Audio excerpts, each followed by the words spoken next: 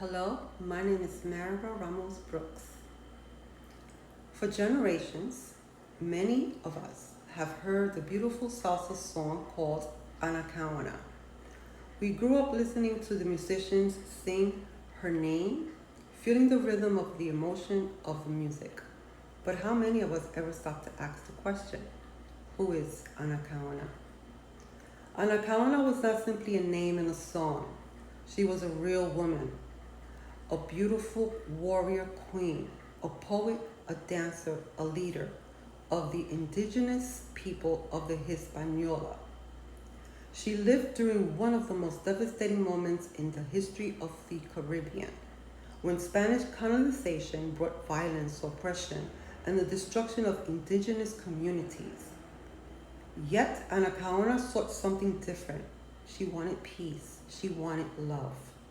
She welcomed them. She wanted to protect her people and preserve their dignity, culture, and homeland.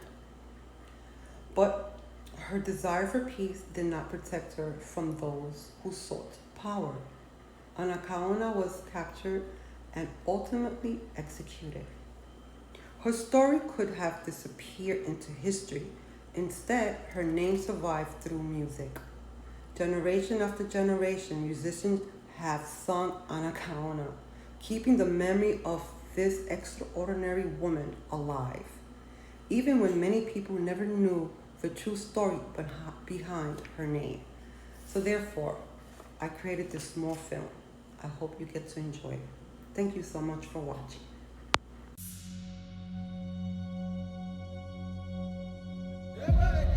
Anacaona was born around 1474 in Yaguana, Jaragua, on the island the Taino people called Quisqueya, today Haiti and the Dominican Republic. She was a Taino queen, poet, composer, and spiritual leader known as the Golden Flower because her name comes from the Taino words ana, flower, and kaona, gold.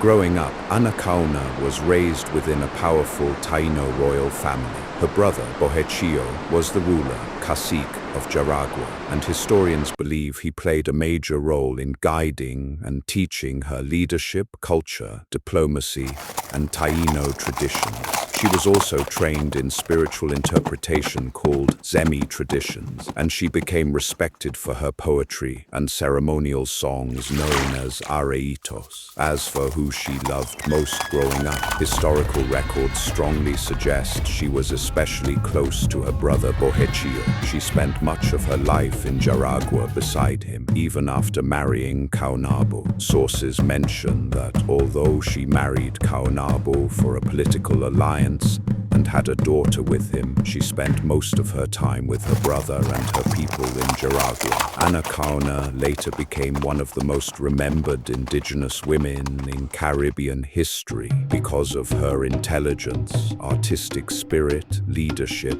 and resistance during the Spanish conquest. Sadly, she was executed by the Spanish governor Nicolas de Ovando in 1503 to 1504 after being accused of rebellion. She grew up loving her village and her beliefs. Anacaona is remembered as one of the Caribbean's greatest indigenous leaders. Rather than choosing war, she believed in diplomacy, respect, and peace. As the Taino leader of Jaragua, she welcomed the Spanish with ceremonies of friendship and hospitality, hoping her people and the newcomers could coexist. Anacaona was admired not only for her beauty, but also for her remarkable intelligence. She was a gifted poet, strategist, and leader who understood that true strength did not always require violence. She used her wisdom, communication, and unity to guide her people through an uncertain time. Despite her efforts to maintain peace, Spanish colonial leaders grew suspicious of her influence. Her ability to lead with confidence, earn the respect of her people, and preserve Taino culture made her a powerful figure. Ultimately, she was falsely accused of plotting against the Spanish and was executed in 1503. Today, Anacaona is not just a song we hear. History has taught us that Anacaona stands as a symbol of courage, dignity, and peaceful leadership.